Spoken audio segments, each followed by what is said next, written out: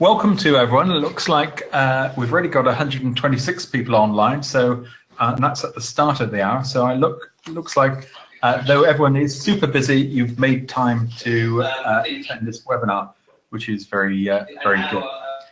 In terms of the agenda, we've got today. Looks like we're getting some feedback coming in from somewhere.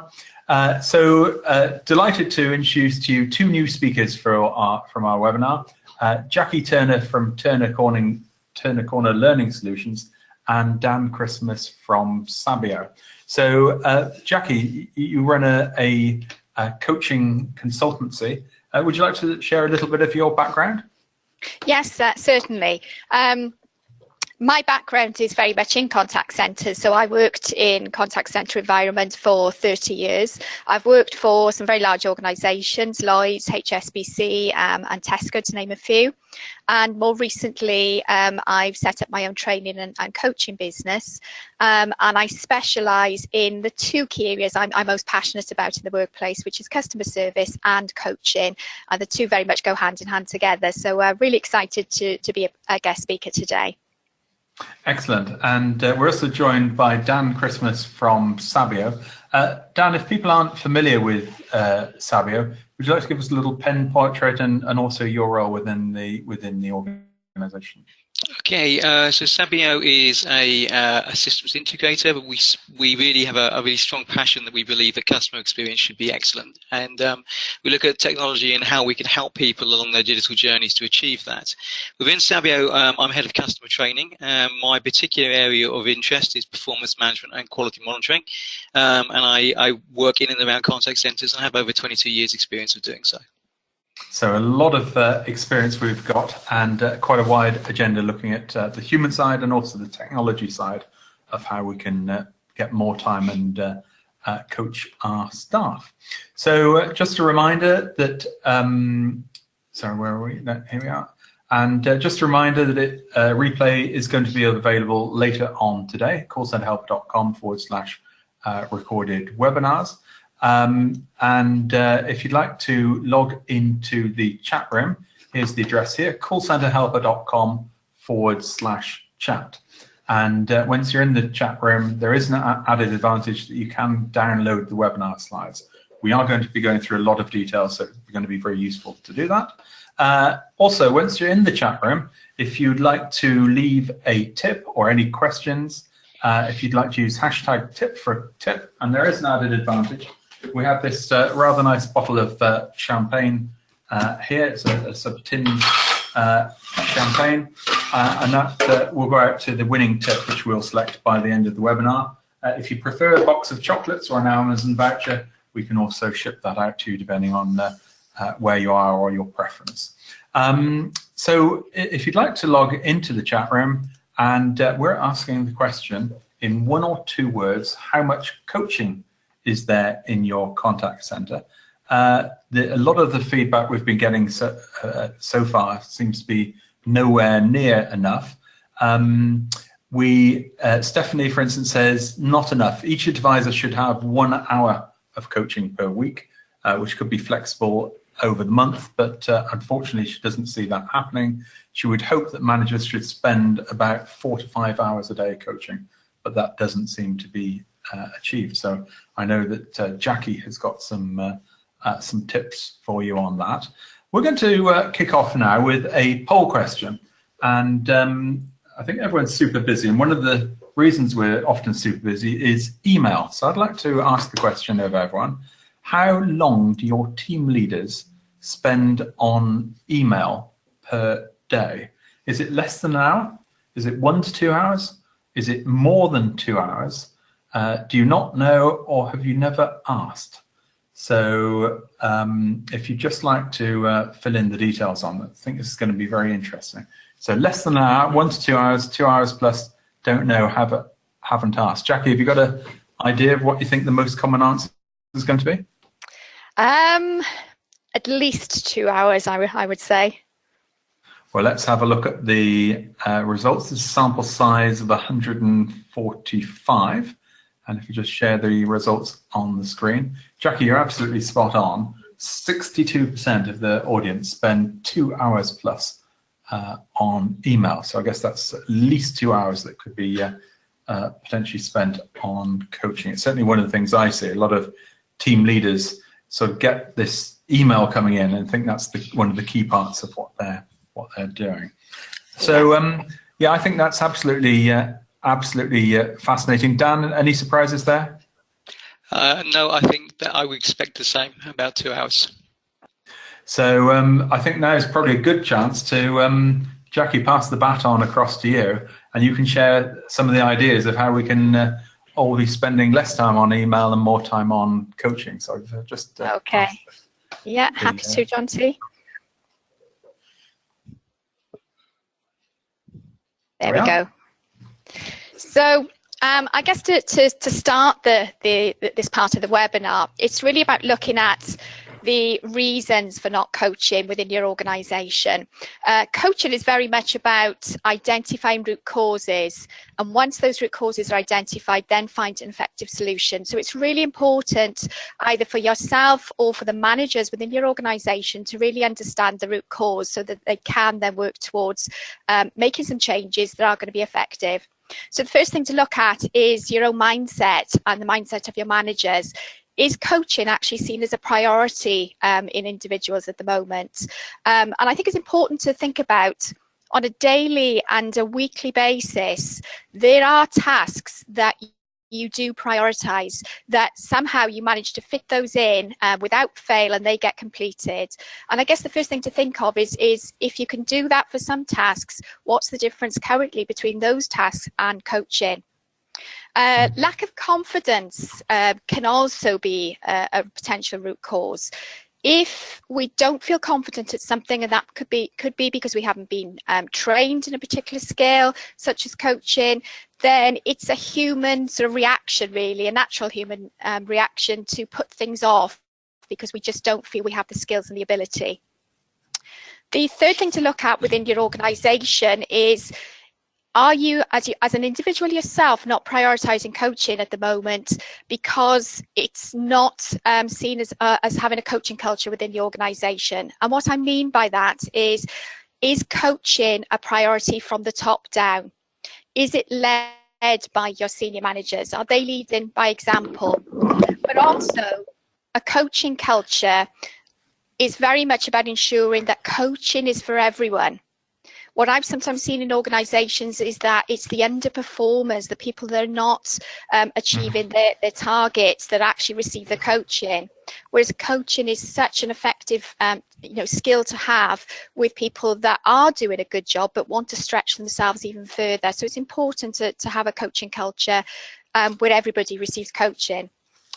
Of course, we will look at your own personal effectiveness, so your time management skills. So are you prioritising the right things at the moment? But also, finally, looking at, are you recognising and are your managers recognising opportunities to coach within your organisation? So when you're thinking about coaching, are you just thinking about that formal sit-down, one-to-one discussion around performance that you have with your staff, and you're not currently looking beyond those opportunities to coach? So I guess it's just for you to consider, can you relate to any of those potential reasons currently for yourself or for your organisation as to why coaching isn't happening on a regular basis or as much as you think it should? And perhaps you'd like to share some of your thoughts in the chat room, and we'll have a look at those a little bit later. So if coaching isn't seen as a priority for you or for your managers at the moment, is it because there's a lack of understanding of the benefits of coaching? There's been many studies completed over the years and linking the coaching in terms of a link to an increase in work performance, so delivering a better customer service, improving communication skills. And a key one for me is how much coaching can improve productivity far more than just training alone. So there was a study by the International Personnel Management Association which showed that training typically increased productivity by 22%, but combine that with coaching and there's a massive increase to 88%. So if in your organisation at the moment you're sending your staff on training courses and you're not embedding that training through follow-up coaching support, then there's a great missed opportunity. Some additional benefits, very much for yourself as team leaders or managers, is if you're finding yourself falling into that trap of going into tell mode, giving the answers every time a member of your team asks for some advice. What usually happens is people then become reliant on you as their manager. They know that they can come to you and you will give them the answers. So it's really important to focus on long-term benefits with coaching. If you spend that extra time asking a few simple questions to really help the individuals to identify their own solutions, then in time they will become less reliant and less dependent on you. Also, in turn, they will become more creative and start to problem solve. So they will develop their problem solving and their decision making ability, and rather than coming to you with problems, they will be coming to you with potential solutions, which in turn increases employee engagement because they feel valued for their decision making ability and for their knowledge and skills, and that in turn can improve staff retention within your organisation. So they are just some examples of some great benefits of utilising coaching within your business. And again, I'd be interested to hear your views in terms of what benefits you've potentially seen yourself in your organisation, for yourself as a team leader or manager, for your team, and certainly for your organisation. Are there any thoughts coming through already, John, into the chat room? Yeah, we've got a number of different opinions coming through. Andy says we run a coaching slot system for 10 hours of the day, but we find we have to pull this quote often when it gets super busy, unless of course the operator is underperforming or on probation. So I guess it ties in with what you were saying about it's the underperformers that seem to be getting the coaching rather than the performers. And Jeffrey says we have mentors who work with any team member having issues or with scores or with quality assurance. I spend at least a third of my work week coaching. We do ongoing learning, ongoing training. We have to give our agents the skills and the tools they need to succeed, which I think is really ties in with the benefits you were saying. Yeah, that's fantastic. Okay. So moving on, looking at personal effectiveness. So how effective are you or your team of managers and team leaders currently with managing their workload? I'm sure you're all familiar with the time management matrix, and ideally, of course, we should be working mainly in quadrant 2 on those things that are important, those tasks that are really going to help work towards the company's mission and goals. And that's your preparation and your planning. But what often takes us away from quadrant 2 are certainly the quadrant 1 task, which are the pressing problems, the things that we've left until last minute. And that can very often be that we've put things off. So they've become urgent simply because we haven't done them when we should, or we haven't planned for them. Also, where we can spend a great deal of our time is in quadrant 3, working on those things that are urgent but not important. Those interruptions, emails very often fall into this category. Meetings can sometimes fall into this category. But also the manager themselves can be really contributing to this because they like to take control. They feel as a manager that they have to be the one that's doing all the firefighting, the problem solving, and perhaps not currently delegating enough responsibilities to members of the team. So just looking at some quick tips, and I'm sure you're going to share some of yours a little bit later. It's about planning and regaining control of your calendar. So are your team leaders and managers currently really taking the time to book in planning on a weekly, on a monthly basis, and planning in those tasks that are going to be focused on achieving the company's long-term missions and goals? And coaching is very much one of those tasks that should be planned in and scheduled as a priority within the calendar. Another useful area to look at, and this is where I've seen this work very well in a particular organisation I worked in, as part of training team leaders and managers on coaching skills, we actually looked at, within the sessions, potential barriers to coaching. So we collated all that information, we engaged with the team leaders, engaged with the managers, and yes, of course, there were some excuses, but there were also some common themes that came out of that, which was then fed up to the senior managers in the business. And there were simple things that could be changed, such as too many reports. So team leaders spending too much time analysing reports where there was a lot of duplication, too much documentation. And I'll mention that again a little bit later. Does every coaching conversation have to be documented? But if so, who should be documenting that conversation? Is it just the managers? Because that's time consuming. Another area they looked at was team sizes, and they were able to actually look across the whole contact centre and actually reduce some of the team sizes. Some team leaders were managing large sizes, large groups, and that makes it quite difficult to then fit in enough time with everybody within that team to coach. So it's really about engaging your team leaders and managers, finding out what the barriers are, and then finding solutions for them. Emails is an interesting one, particularly as the majority of people said they spend over 2 hours on emails. An interesting statistic here, a case study showed that a 33% reduction in time spent on email could potentially provide 20 additional days on coaching. Some simple tips here: turn off your email pop-up that comes up on the bottom of the screen, which tells you an email has arrived, because there's too much temptation to read it and then action it. Emails should be prioritised in the same way as any other task. Some will be urgent and important, but many won't be. So it's important to manage emails in the same way as other tasks, but also schedule in specific times during the day to check your emails. Too many team leaders and managers I've seen are tempted to read those emails and action them as soon as they come in. So allocate time, specific time where you check your emails. And I always say to people, if something is really urgent, that person will come and have a conversation with you, or at least pick up the phone. And of course, it's important to delegate. So if you are somebody at the moment that is, that likes to take control, look for opportunities where you can delegate to your team leaders and to your staff. But I do mean delegation, not dumping.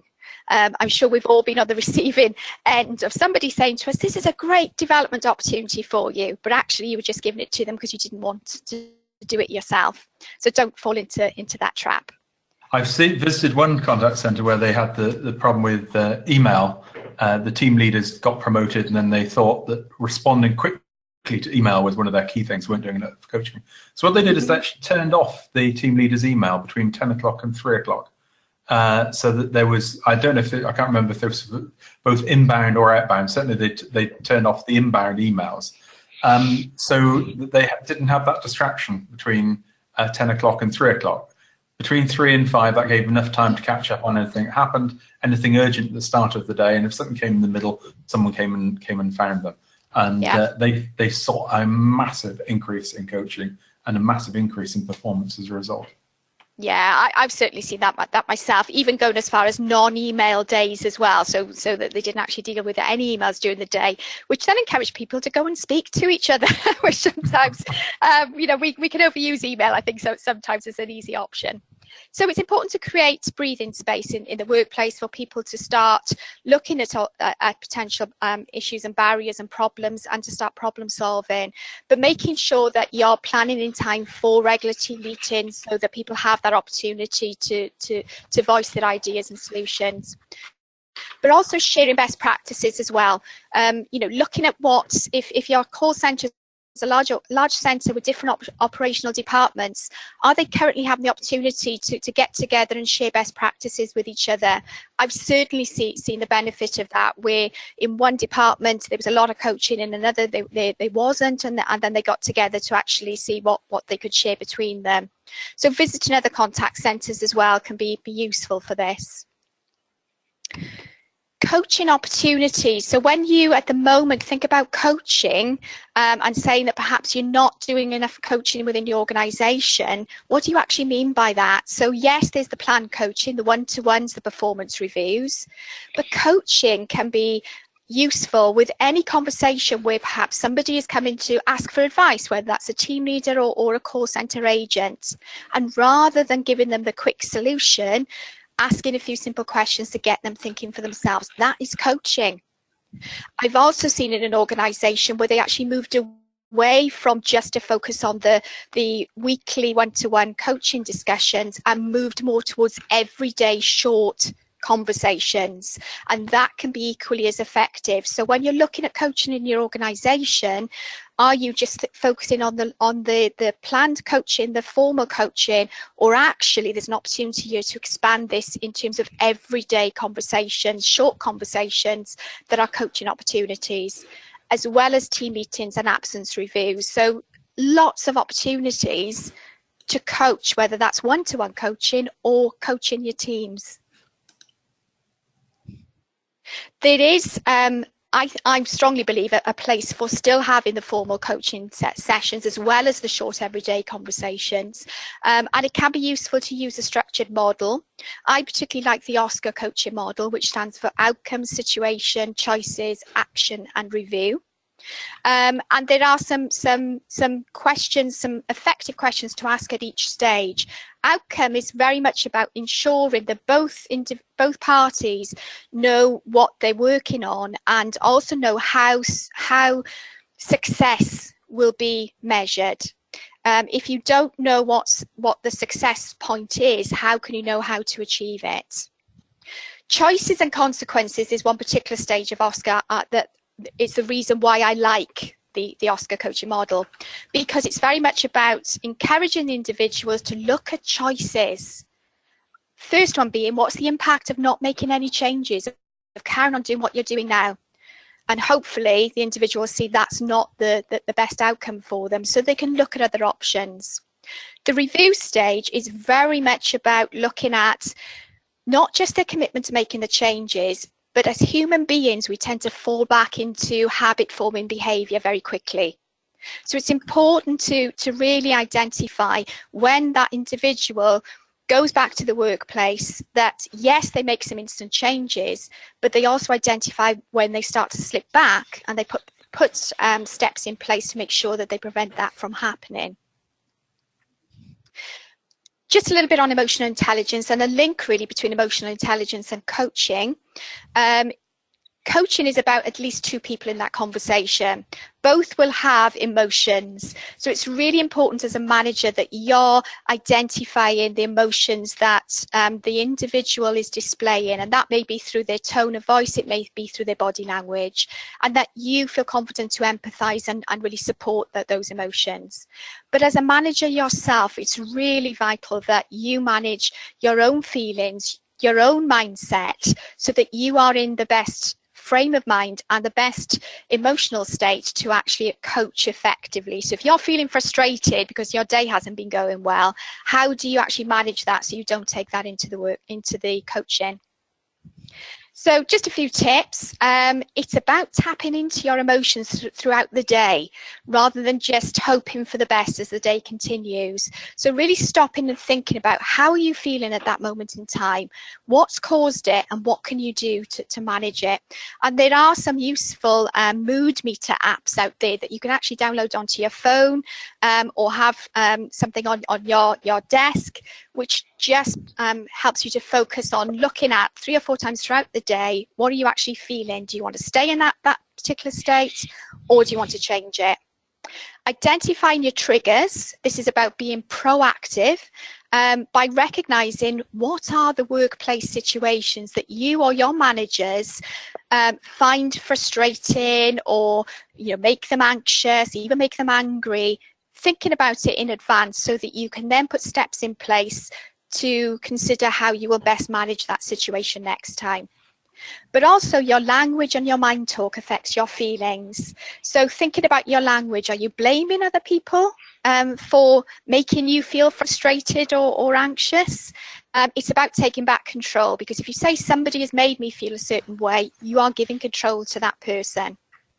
But also a simple tip on managing frustration: if you find yourself thinking or saying out loud, I can't, or it can't be done, try adding the word yet to the end of that sentence and see how differently it makes you feel.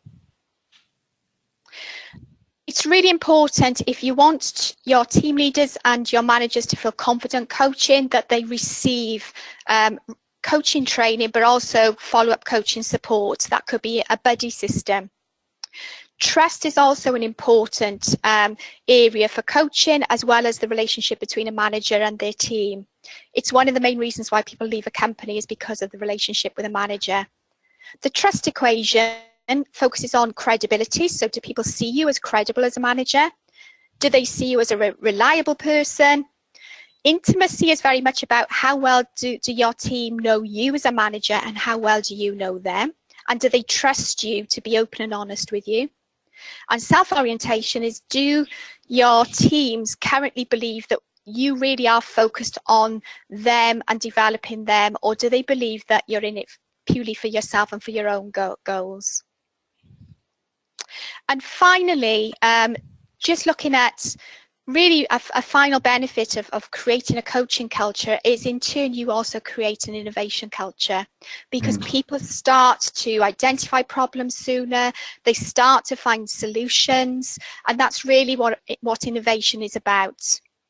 It's about training potentially some champions in your business that can become those innovation champions.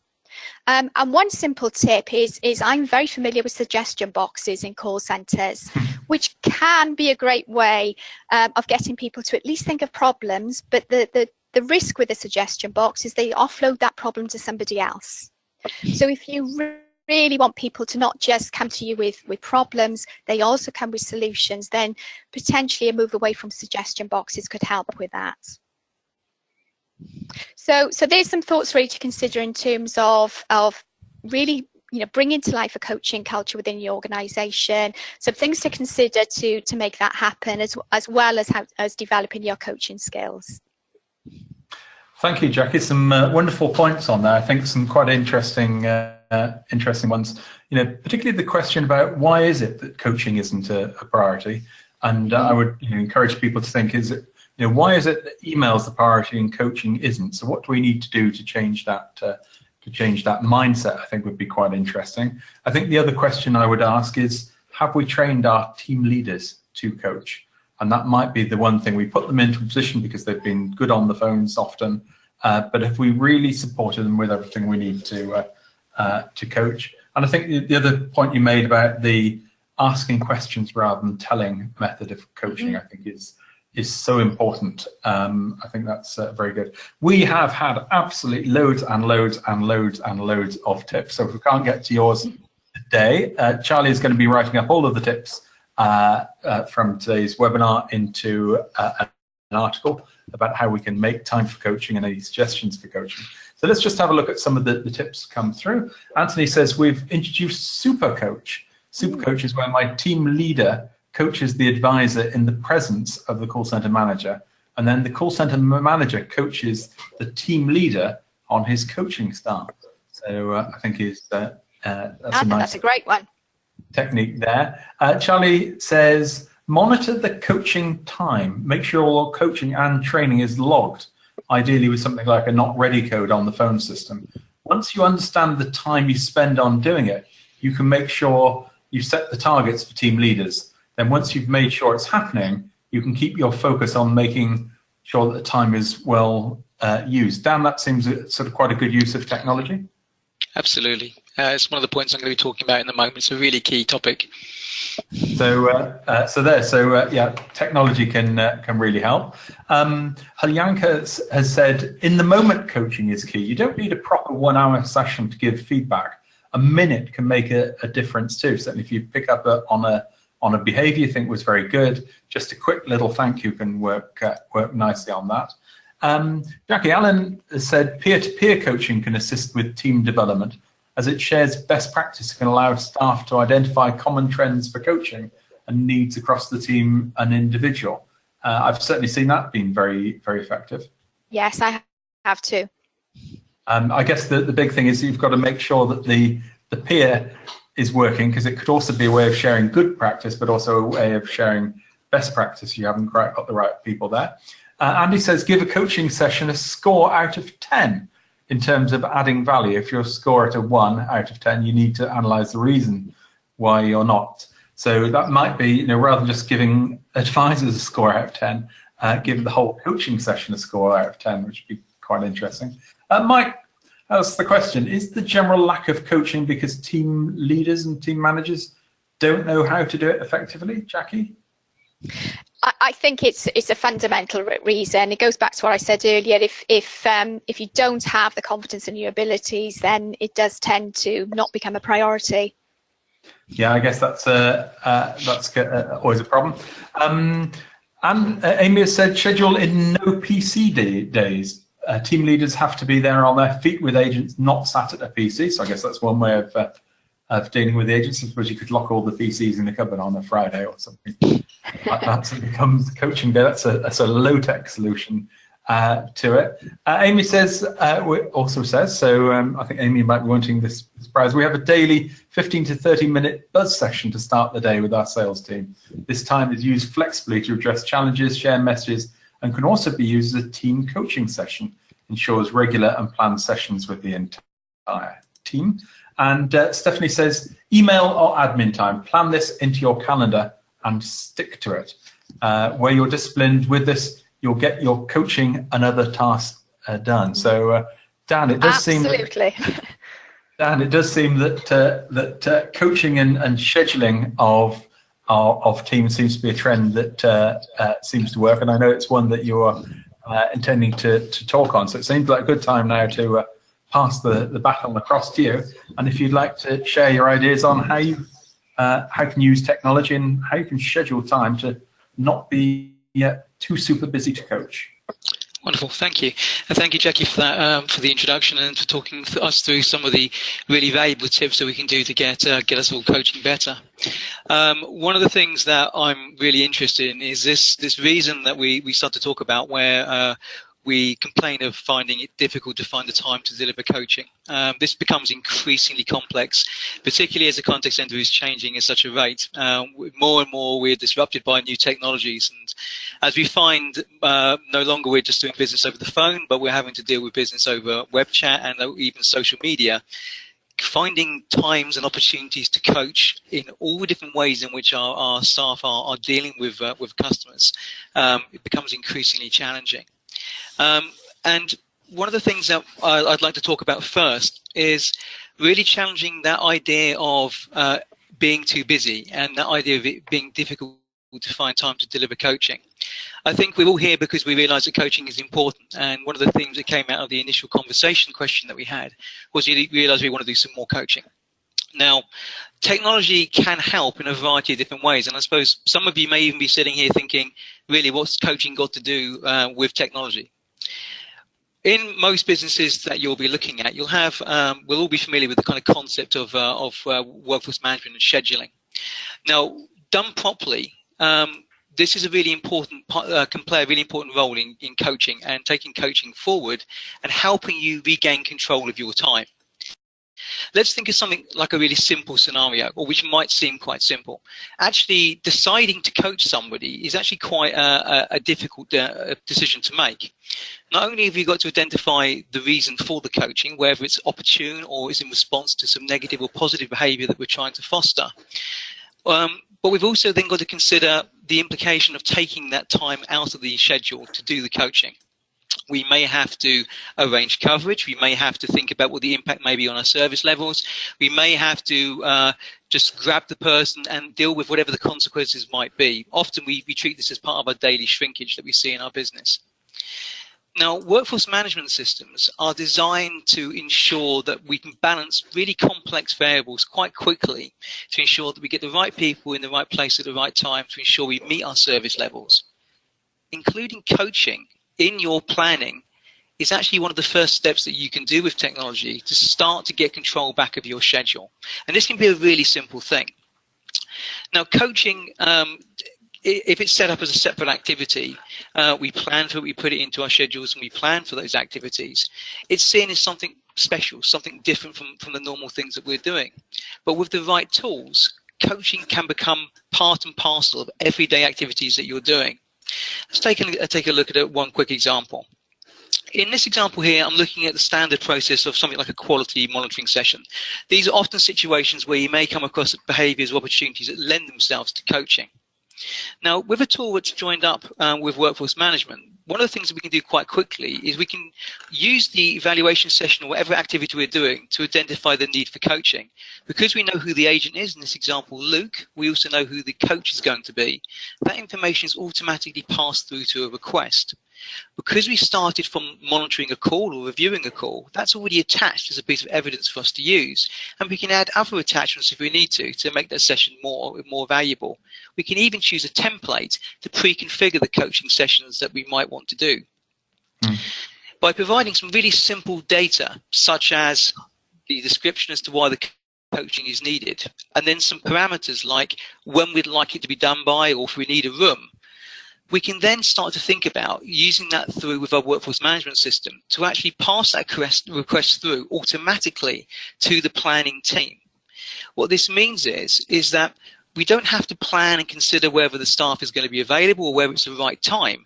The planning team receive the request automatically in real time, and they can then incorporate those requests into their daily planning and ensure that the staff and the coach are scheduled at the right time, where it can have the least impact on the service level.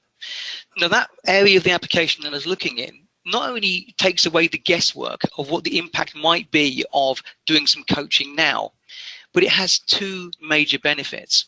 The first benefit that it gives you is it gives you the ability to have one single location, one single record that contains all of the information past and present about coaching that has been delivered and coaching that is planned. When it's tracked in the workforce management system, it is also the basis of starting to measure coaching and get some accountability for what coaching is taking place, which is the point that Charlie made in his feedback. Is the idea of trying to track and manage the time that we're allocating to coaching. Now, one of the challenges I see quite regularly when I'm dealing with different customers is actually if I ask them how much time is being spent on coaching each week, each month, each year, it can often be really difficult to actually get a handle on that. Not only are we talking about the planned coaching, but all of the ad hoc activities that are taking place. And in reality, it can be very difficult to get close to an accurate figure on that. And we're quite used to dealing with that discrepancy in our standard concepts of shrinkage. But once we start to incorporate coaching in our standard scheduling activities, we then get the ability to monitor all of that activity that's going on. And as Gartner says, when we start to monitor things, we can start to measure things accurately. Now, this comes to another benefit that technology can bring to coaching. Coaching is an investment in time. It's also an investment in your people. But it can often be difficult to actually justify that expenditure of time in terms of the rewards it's giving you. Coaching is a more subjective return. It's not something you can normally quantify in pounds and pence. Now, that can be a challenge in itself, particularly when we're more and more constricted in terms of what time we have available. Then there's more and more people making demands upon us for time. But once we start to get the information into our systems, then tools like this, where we're looking at, in this example, a scorecard for an individual, and we're looking at the performance measures for the individual across a variety of different metrics. In this example, I'm going to look at the hold activity for Luke again. This is one area that he's being measured on, which is use of hold time in his calls. Now, the reason why I'm looking at this is to try and show you some of the things that can come as benefits of measuring coaching. Not only can we start to quantify the amount of coaching activity that's taking place, but we can also start to consider, when we look at the application, actually whether that coaching is having an impact. In this example, we can see that Luke's trend is down. It's started to pick up. I'm going to start to put the goal line on there so you can see the points where he's dipped below the goal. Now, in a normal activity, we might have decided when he fell below the goal and the trend, even though it's upwards, his performance is low, I'm going to do some coaching. Now, with the coaching information in the system, I can very quickly start to now incorporate coaching indicators in my MI, which means in any MI that I run, I can see directly what the effects are in relation to coaching. I can use this indicator to show me when it was delivered, but also use it as a way of drilling back through from the MI to the coaching to see what actions were described or assigned to Luke to complete as part of that coaching activity. Now, in itself, that seems quite simple, but the idea is that now that you incorporate this concept of coaching, that can now be used to actually quantify the changes that have taken place. Now, in isolation, it's really easy to say that improvement that happened after that coaching session may have been down to hundreds of other factors. It may have nothing to do with the coaching. But because we can visualize this over many, many different users, when we start to see trends where the activities are increasing on a regular basis, that gives us much more confidence that the coaching strategies we're employing are working. But actually, now when I have those conversations about whether my time is well invested, I can actually start to quantify the amount of change that's happened in relation to a coaching activity. And if you imagine that now being put through, for example, an average handle time and a reduction of, say, 10 seconds on the average call through better coaching, that can then be quantified into a direct pounds and pence ROI conversation. So you can actually really start to build good business cases for ramping up and delivering better quality coaching. And I think that's so important, Dan, that, you know, sort of both measuring the amount of coaching, but also I think the quantification. You know, I've certainly seen people measuring it. I don't often see people quantifying the impact of that coaching. I think, you know, that could be a very, very powerful business tool. And I think that, I mean, that's a real benefit. So one of the things I see when I'm talking to people is actually trying to ask for more time for coaching. That's always a difficult conversation. There's always other things which will be making demands on your time, and whatever way we look at it, more often than not it will come down to the business case. And if you're unable to quantify it and it becomes guesswork or subjective, those business cases tend to fall to the side. So this is where it can start to add some real value for you. Now, as you start to move forward, I think we're now entering some really exciting times. Now, one of the challenges that we think about with coaching, as we are stretched and we're challenged as managers in the contact center, is actually thinking about how technology can actually help us move forward, to get more effective coaching. Now, this introduces a really interesting concept, the concept of automating the coaching process, but to start with, automating the process of identifying when coaching may be required. Now, this doesn't mean, as Jackie indicated, we're not just coaching the worst performers. We might be coaching the best performers, or everybody as day-to-day coaching activities. But one of the problems we face is we can't be everywhere. We don't have the ability to monitor everything. When we're in an organization where we face risk, particularly where we have agencies that are in high-risk activities, which may be, for example, where they're regulatory controlled or where there's compliance issues involved. One of the things that we can do is we can start using technology to actually police that process, to identify opportunities where coaching needs to be used, or where coaching will have an immediate or the best impact. Now, if I go back into the tool that we looked at a moment ago, in the scenario I described to you, we saw that coaching had been delivered when Luke had got to his low point in his chart. But if we know that that's something we're interested in, why can't technology be used to trigger that automatically? Well, it can.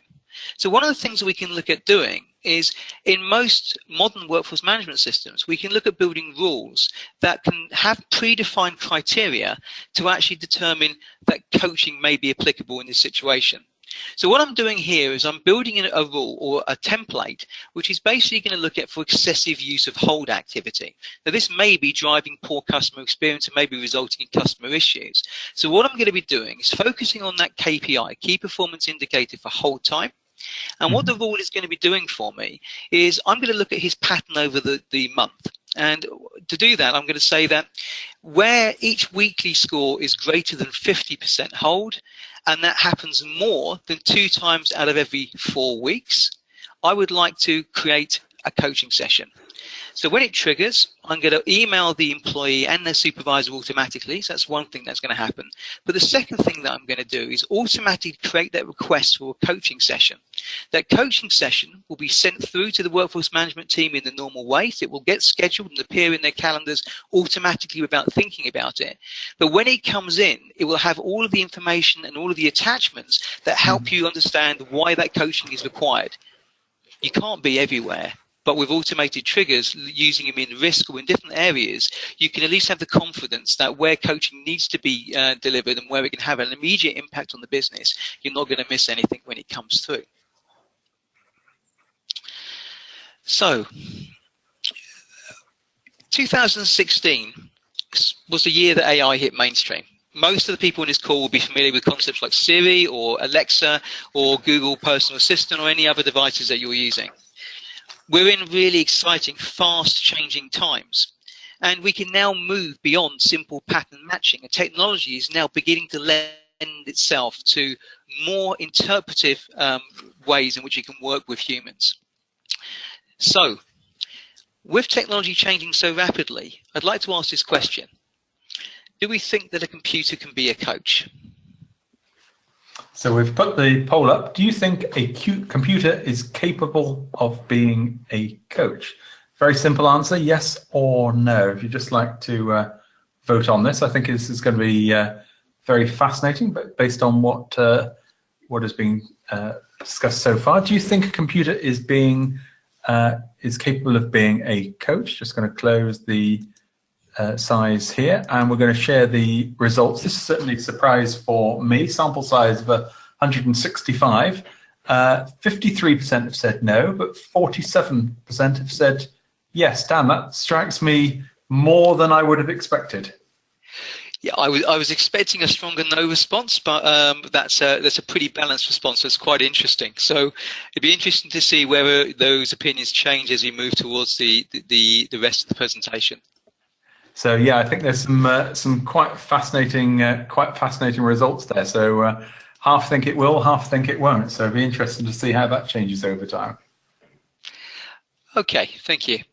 So what we are now looking at is the idea is moving beyond simply matching patterns. With the era of AI, we're now able to start to put some real interpretation into what's happening in a screen. So we can start to actually see what people are saying. And rather than just responding to simple patterns such as X or Y has happened or not happened, we can now start to employ technology to actually say what's starting to happen in a conversation, not only what's being said, but who's saying it and in the context of how it's being said, and then start to use that to provide some coaching. Interestingly, research is telling us that in a situation which is emotionally charged or challenging, and that could be any conversation that your advisors are dealing with on a day-to-day basis, what the research suggests is wherever you go up and give them personal coaching during the call, either you tap in and you barge in or intercept the call and you give them some guidance, you're speaking in the ear or just passing them a bit of paper, or whether the computer is giving them some guidance, the research suggests that actually the impact of that feedback, the impact of the coaching that you might give them, whatever the source, computer or human, is likely to result in the same positive outcome. Whether the feedback comes from a person or from a computer seems to have little impact on the way that the advisor receives the feedback. Now, I think some of this may be down to Generation Z and the millennial generation in terms of the way that they are used to working with technology, but actually it means that computers seem to be able to talk to and provide instruction without any form of detrimental effect in the way that it's working. When we start to think about the idea of real-time analytics, in this example here, I'm looking at some calls and I've analyzed the speech patterns. Now, in this organization, the term new fees is up this month by 49%. So when I look at that, you can see that a lot of the calls are emotional. That's shown by this little yellow icon. The calls are emotionally charged. So I can also see this call I've selected as a lot of emotional content in. I'm going to drill into this call, not because I want to talk to you really about the call, but I want to focus on the area of the right of the screen, which is the advisor's desktop that's been recorded, the ABC Incorporated. Now, I have created a trigger here, which is designed to monitor the conversations, and when the customer side of the conversation, shown in green, talks about closing their account, the system has been configured to provide automatic guidance to the advisor on the next steps or actions. So you can see the little cursor moving through as it's moving through the call and playing. We get to closing my account now, and we're going to see the prompt come up. So the computer is responding to that message, close my account, and it's there prompted the advisor. And you can see what it's saying to the advisor is, this is a platinum customer, offer them a £50 credit. Now that's some pretty simple feedback being provided. I wasn't using it to show you that as a single mechanism. What I was trying to show you is that the technology allows you to actually look at the conversation, look at what's being said, and look at the context of what's being said, and then in real time interpret the conversation and then respond with guidance to the advisor about what action they should perform in attempt to turn it around. Now, that's the concept of where we are today, but 2017 saw the era of AI progressing with machine learning. This is the idea where machines no longer are just reacting to programming. In the 2017, with machine learning, what computers are able to do is they can have pre-programmed algorithms, but if they don't know the answer, they can actually ask a team of supervisors, the super coach or the manager, deferring that decision off to them to provide the answer, learning by that experience. And next time they encounter the situation that they aren't aware with, they now have the answer, they can respond to it automatically. Over time, the machines become smarter, the machines learn and adapt, and therefore don't have to go off and ask the questions again and again and again. And we're already beginning to see new technology moving into this space. Now, the first generation of machine learning based AI is beginning to come into the market now. Now, the first of these products, Cogito, actually has a product which looks at the conversations and can consider over 200 different measures of conversation and of speech, providing real-time conversational guidance to agents to help them adapt the calls while they're talking to the customers or while they're talking to other parties, with the idea explicitly of changing the outcome of the call. Let me show you an example of this in practice.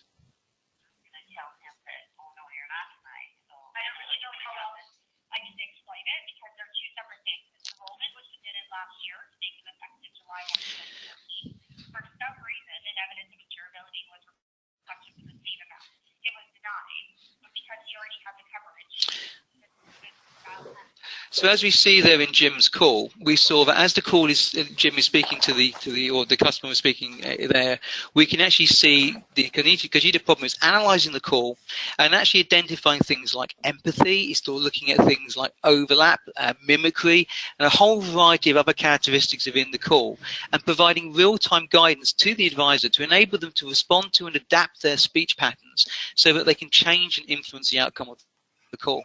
With technology moving at such a pace, it really does raise the question, 2018, what's next? Wonderful, Dan. Thank you very much for that. I think there's some great pointers that you've got overall in there. Some very interesting tips. I certainly did like the schedule the training during quiet periods, so it doesn't affect service level. I think that was very good. We talked about measuring the amount of coaching, which I think is very powerful, and if you can, the impact on that.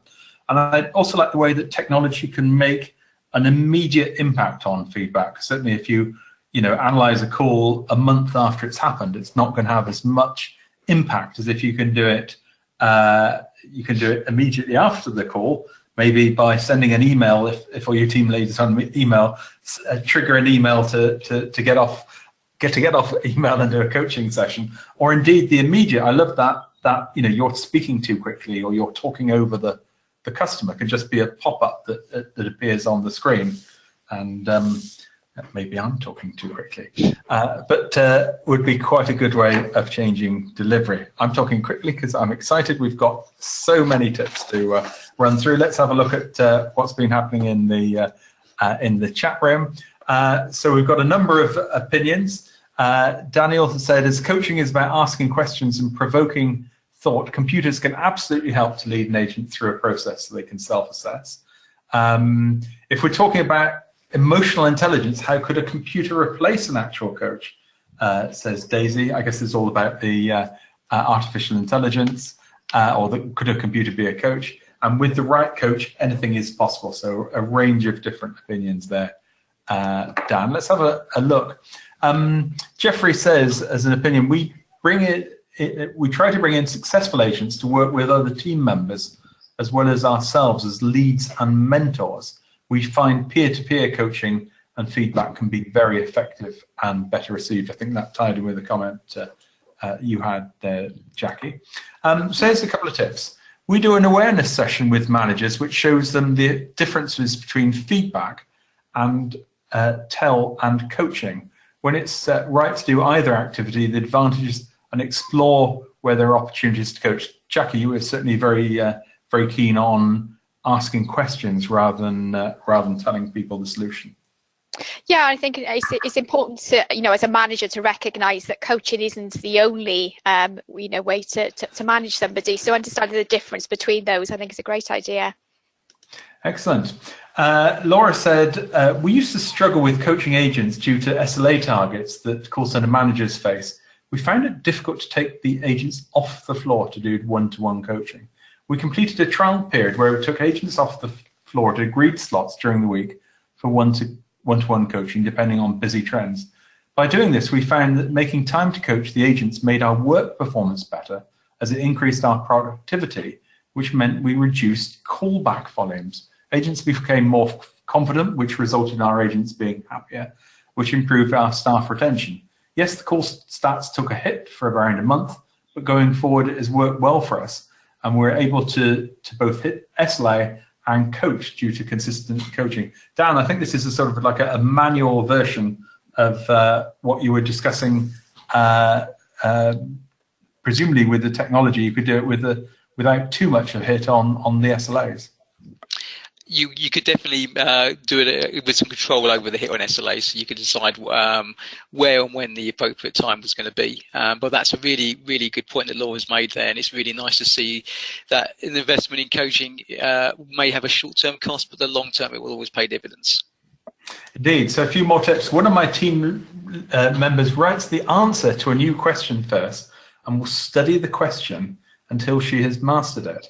Her knowledge is now a great help in helping our starters. So I guess this is about not necessarily coaching, but in terms of training when you've got a new product or a new solution coming up, trying to identify what could be a good way of answering that question, so that questions become more routine. I like that approach. Leslie said, encourage team leaders to spend time side by side with their agents. It creates an engagement as the team leaders experience some of the challenges, systems, processes that the advisors experience. So I guess this, Jackie, is about doing side-by-side coaching on a live call, which gives that potentially that level of immediate feedback and the opportunity to discuss it after the call.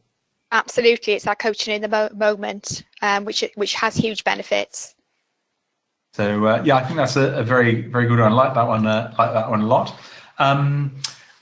Susan says senior agents can take the pressure off team leaders by being trained to be coaches. So I guess that ties in with the overall opinion we had about training our team leaders in coaching.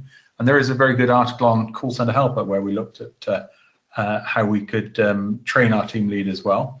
Temitopi says coaching should be daily and real time, as long as there's an opportunity for it. I think we're getting that overall opinion that the closer to the event we can do it, the better.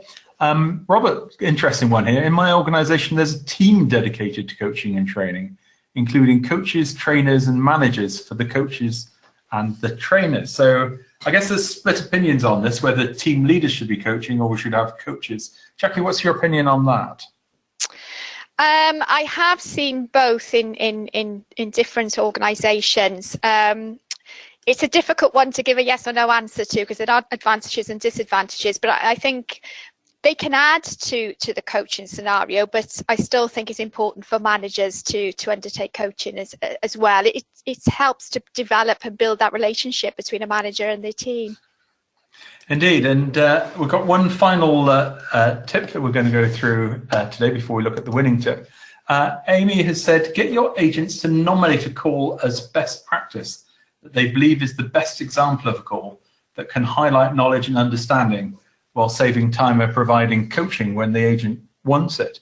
Dan, I think call recordings are absolute mine of best practice, and in my views, they're often not shared enough in terms of that was a good call, or even a good web chat.